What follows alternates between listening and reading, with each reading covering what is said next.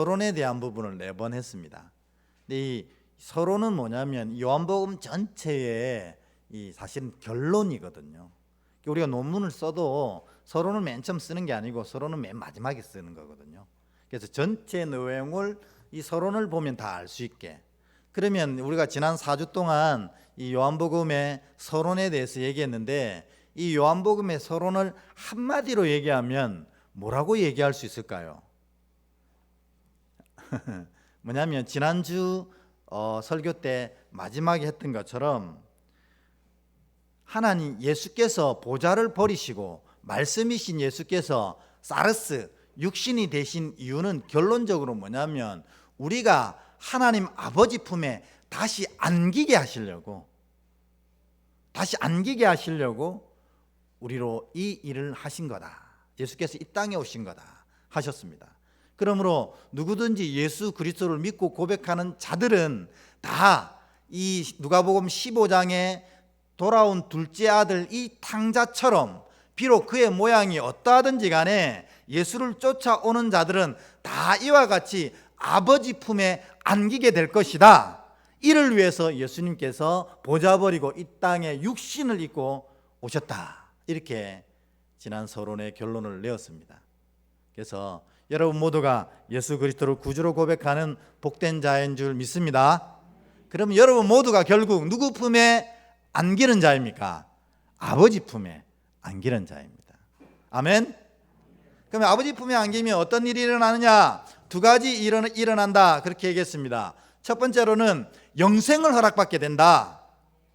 영생은 그냥 우리가 죽지 않고 영원히 사는 것, 이게 영생이 아닙니다. 그것은 어떻게 보면 오히려 더 큰 저주일 수 있습니다. 왜냐하면 우리가 이렇게 연약한 상태에서, 이렇게 죄된 상태에서 죽지 않고 영원히 산다면 어떻게 되겠어요? 그래서 우리가 태초에 아담과 하와가 에덴에서 범죄했을 때, 선악과를 먹고 범죄했을 때 생명나무를 먹지 못하게 쫓아내신 거잖아요. 왜냐하면 죄악된 상태로 영원히 살면 그게 저주거든요. 근데 이 주님께서 주시는 영생, 이 조에는 그런 영원토록 사는 생명이 아니라 우리가 어디에 있든지 하나님 아버지께서 우리를 오른손으로 꽉 붙잡아 주시는 그 영적 생명이 우리 안에 날마다 가득 채워지는 것이 바로 이 영생의 특징이라는 겁니다. 그래서 하나님의 자녀들은 사실은 죽음의 문턱 앞에 있어도, 죽음을 넘어서서도, 아니면 죽음 앞에 이 인생을 살아가며 있었어도 항상 하나님의 강하신 오른손이 그를 지키는 줄 믿습니다. 이게 영생이거든요. 그러니까 우리는 죽음도, 죽음 다음의 생에도, 이 현실의 삶도 하나도 두려워하지 않습니다. 우리에게 이 영생이 있기 때문입니다. 아멘. 2번째로 이 하나님 품에 안기는 사람은 하나님의 자녀가 되는 권세를 주신다 이렇게 했잖아요. 여러분, 하나님의 자녀가 되는 권세는 뭡니까? 하나님 나라를 유업으로 받는 겁니다. 그리고 하나님의 능력을 사용할 수 있는 자격을 획득받는 거예요. 그러니까 하나님의 자녀들이 날마다 하나님 앞에 하는 게 뭡니까? 기도잖아요. 그 기도를 하나님께서 들어 응답해 주신다는 게 하나님의 자녀가 되는 권세라는 것입니다. 그러니까 여러분들 다 권세가 있으세요. 그래서 여러분이 입으로 고백하고 선포하는 모든 것들 누가 이루셔요? 하나님이 이루신다는 겁니다. 그게 하나님 아버지 품에 안기는 자의 2번째 은혜라는 겁니다. 이 예수께서 이 보좌를 버리시고 육신이 되신 이유는 우리에게 이 2개를 허락하시려고 그랬다. 이게 바로 서론의 핵심이고 요한복음의 핵심입니다. 그러면 이제부터 오늘부터 본론을 들어가는데, 본론은 뭘까요? 결국 이 서론에 선포했던 이 내용을 증명하는 과정이 본론에 있다는 것입니다. 오늘 요한복음 1장 19절에 보면요, 그 내용을 명확하게 선포하고 있습니다. 1장 19절 같이 한번 읽어볼까요? 시작. 유대인들이 예루살렘에서 제사장들과 레위인들을 요한에게 보내어 내가 누구냐 물을 때에 요한의 증언이 이러하니라. 아멘. 이 구절, 이 한 절의 구절의 핵심은 뭐예요? 증언이라는 겁니다. 무엇의 증언입니까? 앞서 서론에 얘기했던 것처럼 예수께서 보좌 버리시고 육신을 입으신 이유는 우리로 하나님 아버지 품에 안겨서 영생을 누리고 하나님 아버지의 자녀되는 권세를 누리게 하시려고 이 일을 행하셨다 하는 것을 이제부터 본론으로 계속 증언해 나간다는 것입니다. 사람들의 말, 선지자의 말, 모든 사도들의 말을 통해서 증언해 가고 또 예수 그리스도의 기적을 통해서 하나님 나라의 능력을 통해서 또 증언해 가고 계속 본론은 이 증언의 과정이라는 겁니다.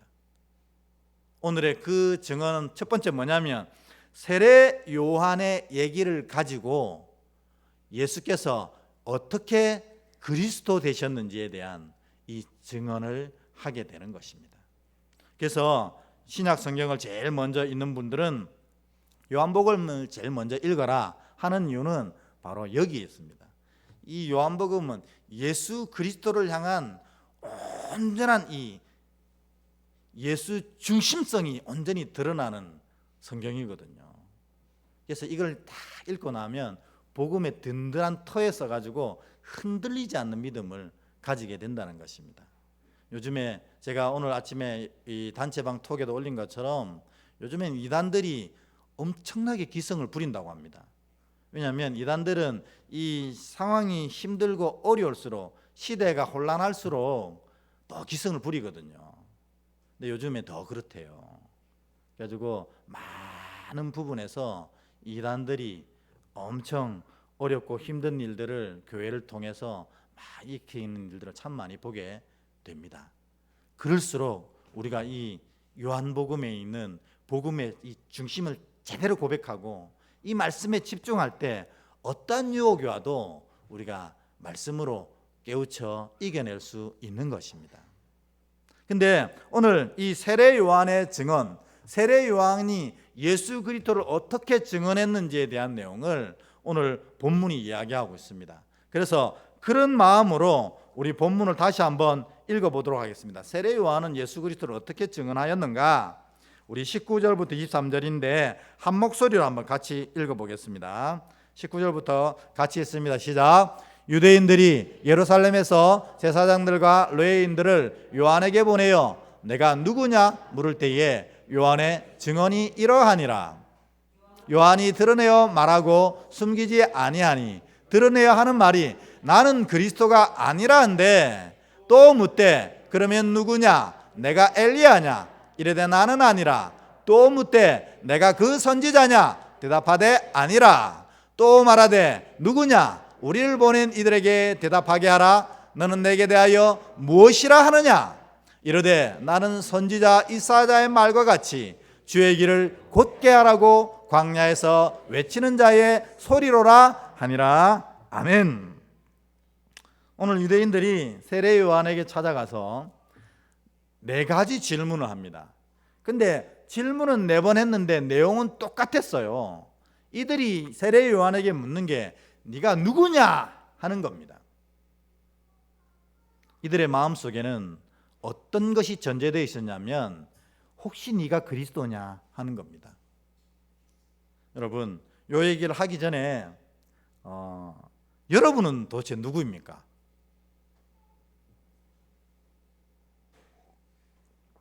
이 대답이 분명해야 흔들리지 않는다는 겁니다. 믿음이. 이 유대인들이 세례 요한을 통해서 내가 누구냐 질문한 것처럼 세상이 우리에게 네가 누구냐라고 질문할 때 우리가 딱 대답할 수 있어야 된다는 겁니다. 이 내가 누구냐라는 것은 너의 정체성에 대한 질문이거든요. 너의 정체가 뭐냐는 겁니다. 정체란 말은 2가지로 구별할 수 있거든요. 하나는 너의 본질이 뭐고 너의 목적이 뭐냐 이거를 질문하는 겁니다.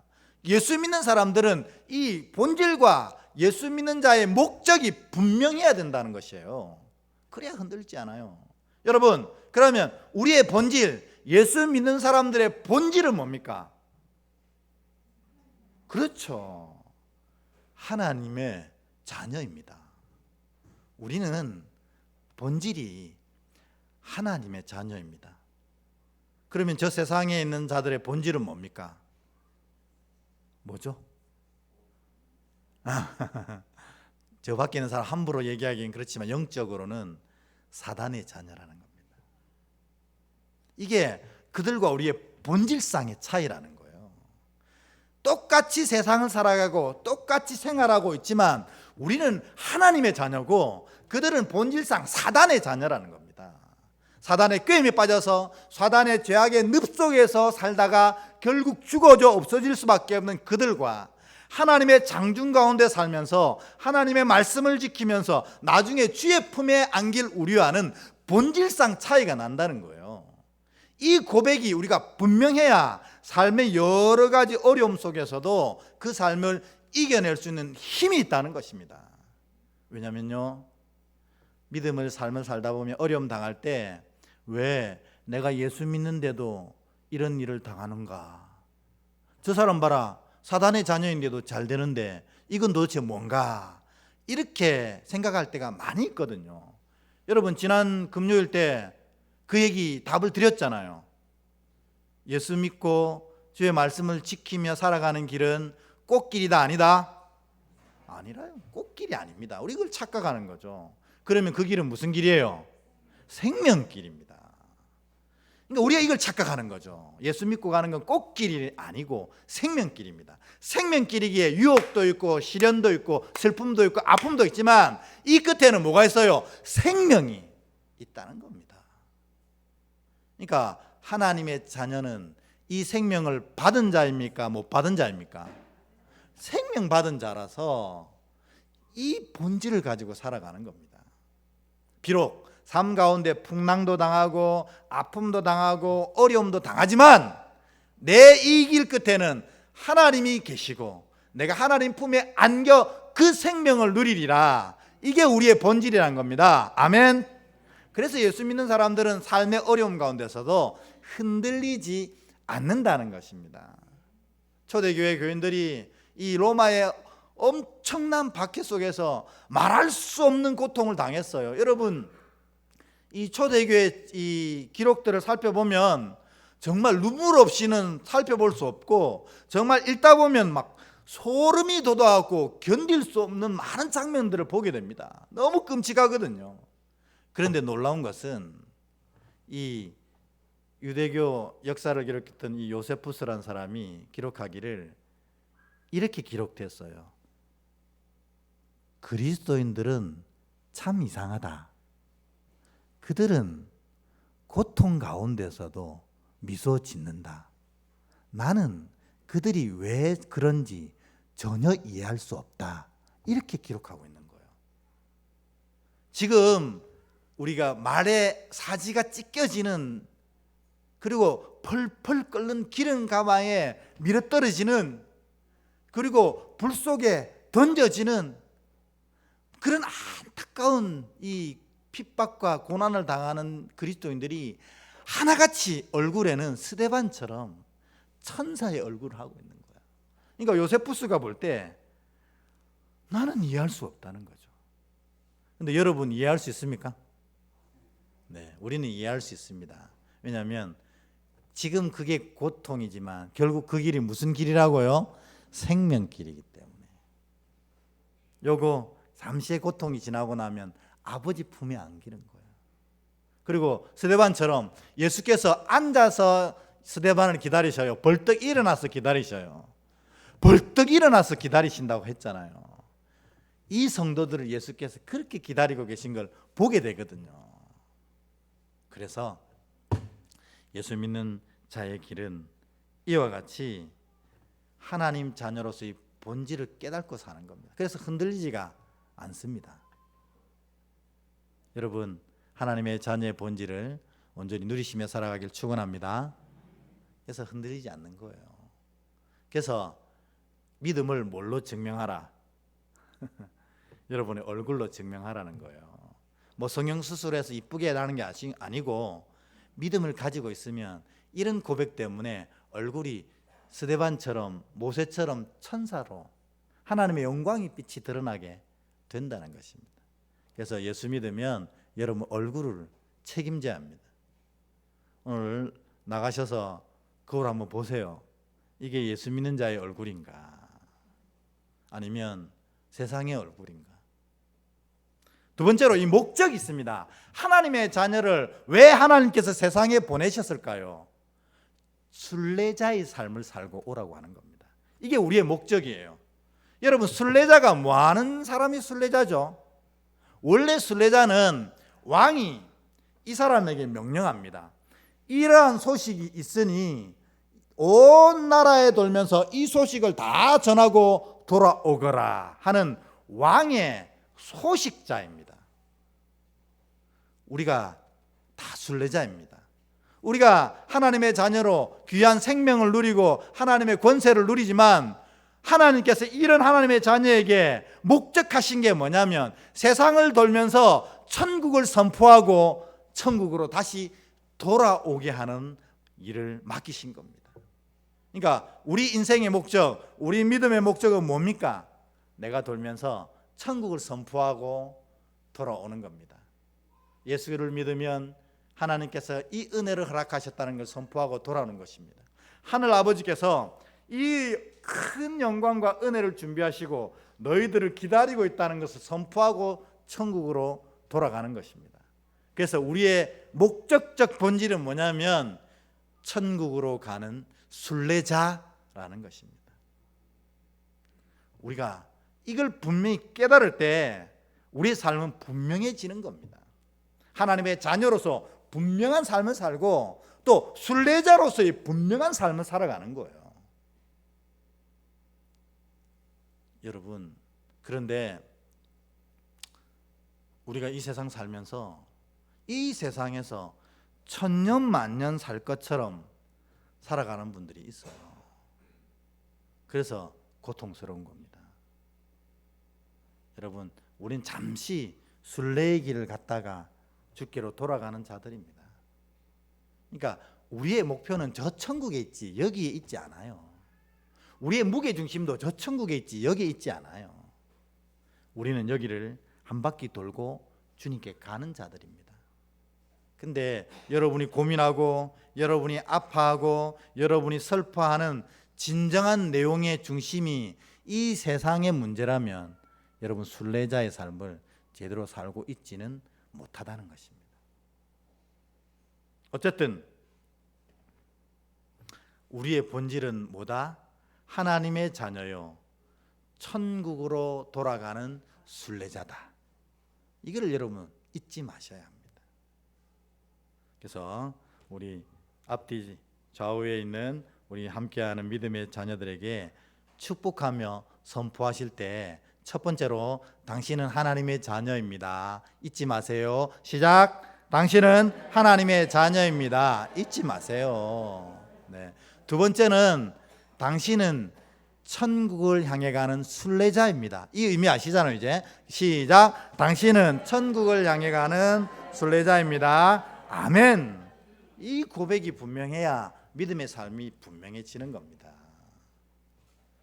근데 다시 오늘 본문으로 돌아가서 유대인들이 세례 요한에게 당신은 누구냐 질문했습니다. 이건 뭐냐면 사실 속뜻은 당신이 그리스도요?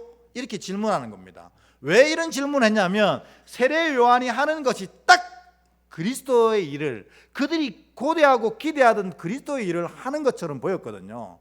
세례 요한이 딱 와서 뭘 했습니까? 요단강에서 회개의 세례를 선포했거든요. 물세례를 주면서 죄사함을 선포했습니다. 이 유대인들은 하나님께 말씀을 율법을 받은 백성이에요. 이 엄청난 프라이드를 가졌지만 사실 유대인들이 하나님께 받은 율법을 하나도 지키지 못했어요. 그러니까 율법을 받은 프라이드는 있지만 이 율법 때문에 모든 유대인들은 죄인으로 떨어질 수밖에 없는 죄인이 확정되는 그런 일밖에 율법이 못 해준 거예요. 그러니까 이 이스라엘 백성들이 날마다 불편함 속에 살아갔어요. 그래서 이 율법이 마치 죄인을 찍어내는 공장처럼 매일매일 죄인을 찍어내는 거예요. 왜냐하면 어저께까지 율법에 보면 예를 들어 주일날 율법에서 일을 하지 말라고 할 때 걸음을 걸을 때 몇 걸음을 걸으면 일하는 거고 몇 걸음을 걷지 않으면 일하는 거 아니다. 이런 규정이 있거든요. 619개의 규정 중에. 근데 예를 들어서 주일날 11걸음이 허용되는 걸음입니다. 근데 우리가 걸어가면서 매일 헤아리면서 갈 수 없잖아요. 근데 유대인들은 헤아리면서 걸어요. 하나, 둘, 셋, 넷, 다섯, 여섯, 일곱, 여덟, 아홉, 열, 열하나 하고 쉬는 거예요. 근데 누가 툭 밀어버렸어요. 그러면 2걸음을 더 가버렸잖아요. 그러면 오호라 내가 안식일을 범하였노라 이렇게 되는 거예요. 주일날 1.5km 이상은 들으면 안 돼 하는 규정이 있다고 칩시다. 그래가지고 유대인들이 뭘 들려고 할 때 항상 이 저울에 올려놓고 들어봅니다. 그런데 이거 얼마 안 될까 해서 탁 들어봤는데 2km가 넘어버렸어요. 그러면 벌써 뭐예요? 이거 몇 킬로인지 재다가 안식일을 범한 게 되는 거예요. 그럼 또 올려놓고 오라 나는 이제 범죄하였도다 이렇게 되는 겁니다. 그러니까 이 율법이라는 것이 율법 자체로도 문제지만 율법에 또 재규정을 619개나 정한 이 규정들이 날마다 죄인을 생산해내는 그런 이상한 일을 저지른 겁니다. 그러니 이 유대인들이 구원을 받지 못한다는 이 자괴감 속에서 살았어요. 그러니까 자기를 구원해 줄 하나님의 메시아가 반드시 필요한 거였어요. 왜? 자기 힘으로 할 수 없으니까. 그래서 이 메시아를 유대인들이 400년 동안 기다린 거 아닙니까? 근데 죄사함의 회개를 선포하는 세례 요한이 나타났어요. 그러니까 혹 저가 그인가 하고 유대인들이 몰려간 거예요. 당신이 그리스도이십니까? 기대를 갖고 딱 물었습니다. 그러면 요한이 얼마나 가슴이 벌렁벌렁 하겠어요. 사람들이 자기를 400년 기다린 메시아로 여기는데, 근데 오늘 세례 요한의 대답은 뭡니까? 아니요 라는 겁니다. 아니요. 4번이나 물었는데 아니요. 꼭 내가 누군지 알고 싶다면 하면서 그가 인용한 구절이 이사야서 40장 3절을 인용해서 나는 그냥 광야에서 외치는 자의 소리에 불과하다 이렇게 선포합니다. 세례 요한이 자기를 설명하면서 세례 요한은 사실 에세네파에 속한 사람들이거든요. 광야에서 경건한 삶을 살면서 구약을 연구하는 사람들이었는데 어떤 시각으로 구약을 연구했냐면 메시아가 누구이고 메시아가 어떻게 오고 메시아가 어떤 일을 할지에 대해서 구약을 메시아라는 눈으로만 연구했던 사람들이에요. 그런데 이 세례 요한이 그를 대표해서 나온 선지자인데 나는 광야에 외치는 자의 소리에 불과하다 이렇게 그들에게 얘기해 주는 겁니다. 너무나 정확한 얘기였습니다. 아무것도 아닙니다. 세례 요한은 그냥 소리에 불과합니다. 어떤 소리인데 이와 같이 복음을 선포하는 소리에 불과했다는 겁니다. 그래서 이 세례 요한이 했던 얘기를 좀 더 잘 이해하려면 원래 원본 이사야서 40장 1절에서 3절을 이야기해야 이 세례 요한의 의도를 더 잘 알 수 있거든요. 그래서 원본을 한번 보겠습니다. 이사야 40장 1절부터 3절까지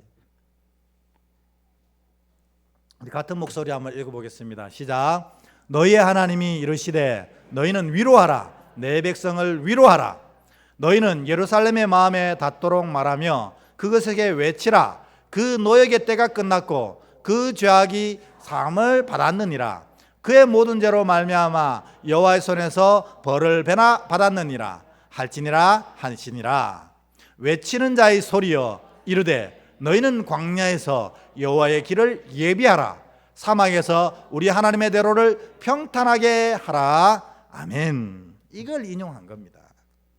근데 여러분 요거를 조금 더 정확하게 이해하려고 하면 이사야서 전체를 이해해야 되거든요. 근데 지금 또 이사야서 전체 다 하면 오늘 집에 못 갑니다. 그런데 제가 아주 짧게 이사야서 전체를 요약하면 이렇습니다. 뭐냐면 이사야서 1장부터 오늘 본문 앞장 39장까지는 어떤 내용이 나오냐면 하나님께 범죄한 이스라엘에 대한 하나님의 이 심판의 선포가 나옵니다. 1장부터 39장까지.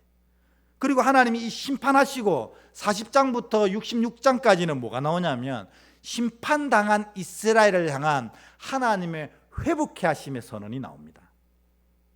이게 이사야 전체거든요. 이사야서 여러분 다 공부하신 거예요. 이제 끝. 그런데 오늘 이 세례 요한이 이 이스라엘을 향한 회복의 선언을 하는 첫 구절 인용한 겁니다. 그러니까 이 세례 요한의 선포의 핵심은 뭘까요? 하나님이 이제 너희를 회복해 하시리라는 겁니다. 그러니까 우리가 이거를 그냥 들으면 잘 모르는데 이와 같이 배경을 딱 보고 보면 이 세례 요한이 무엇을 얘기하는지 금방 알 수 있는 거예요. 이제 이 죄악 가운데 고통받는 너희에게 하나님의 회복이 임하게 될 것이다. 이걸 이사야를 딱 40장 첫 절을 인용하면서 세례 요한이 선포하는 겁니다. 오늘 예수를 믿는 모든 여러분들에게도 이 선포가 임하기를 축원합니다.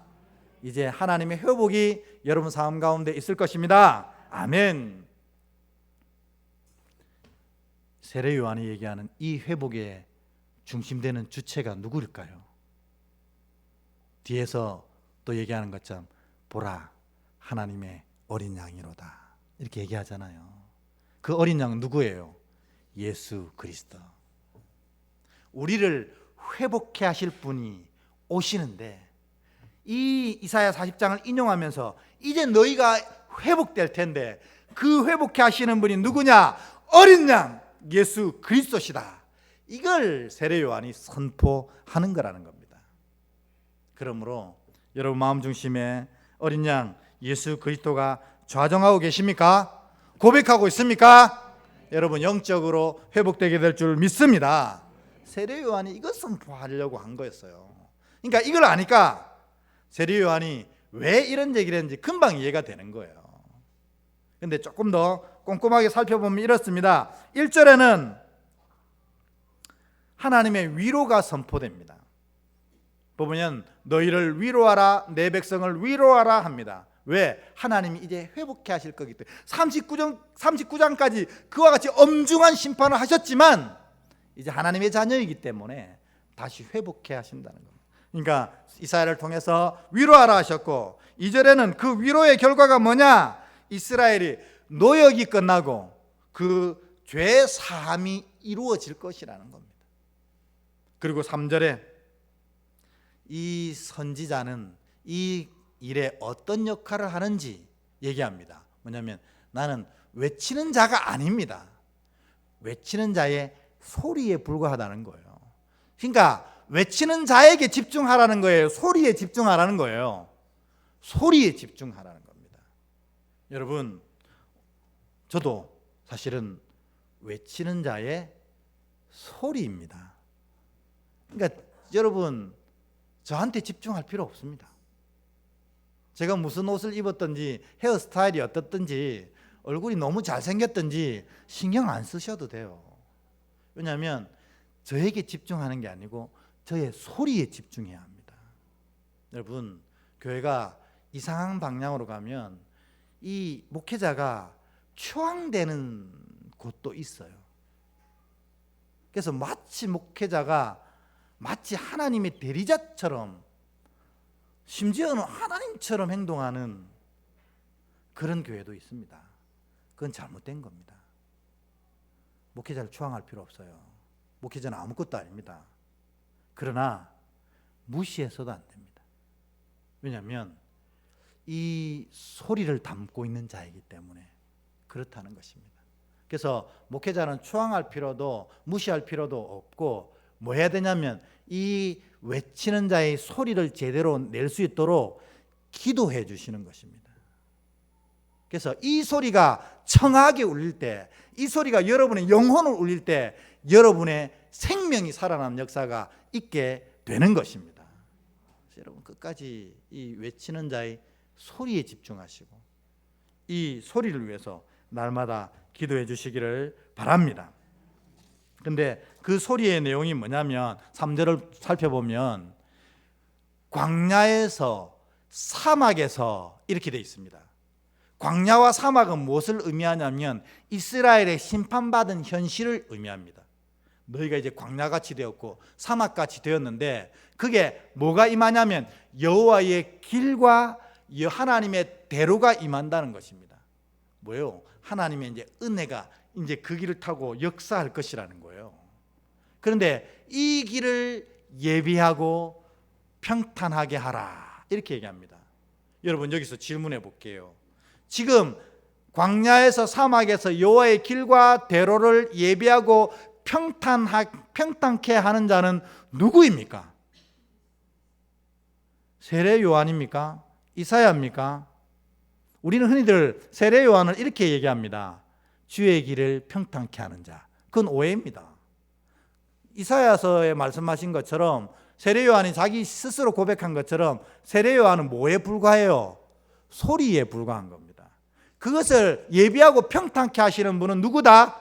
어린 양 예수 그리스도라는 거예요. 이걸 세례 요한이 얘기한 겁니다. 그러므로 우리가 이제 하나님께서 우리를 회복시키시고 우리를 새롭게 하시고 우리에게 영생 주시고 하나님의 자녀가 되는 권세를 허락하시는 그 놀라운 길을 만드신 분이 누구라고요? 예수 그리스도라는 거죠. 그래서 우리가 뭐라고 불러요? 오직 예수, 이렇게 부르는 겁니다. 그러니까 예수 믿는 사람들이 중심에 오직 예수, 이것이 없으면 그는 사실 믿음이 없는 자라는 거예요. 예수를 선포하는 이 하나님의 소리들이 예수 그리스도에 대한 놀라운 선포가 없으면 그거는 뭐예요? 가짜 설교라는 겁니다. 오늘 여러분, 이 시간 이 여호와의 길, 하나님의 대로를 우리에게 임하게 하시려고 이 길을 예비하고 평탄케 하시는 예수 그리스도를 온전히 구주로 고백하는 복된 시간 되길 축원합니다. 아무것도 할 필요 없어요. 고백하면 됩니다. 주님을 통해서 이 일이 내게 이루어질 것입니다. 이 고백을 통해서 이 놀라운 은혜가 우리에게 임하게 되는 것입니다. 이런 놀라운 은혜를 누리는 여러분 되시길 주의 이름으로 축원합니다. 그 고백의 내용이 뭐냐? 입술로 고백했으면 그 길을 따르는 겁니다. 그래서 오늘부터 우리는 예수님이 만드신 그 대로를 향해 저벅저벅 순례의 길을 걸어가는 순례자라는 것입니다. 그렇게 사셔서 주의 놀라운 은혜를 누리시는 여러분의 이 인생과 여러분의 귀한 영혼 되시기를 주의 이름으로 축복합니다. 아멘. 우리 오직 예수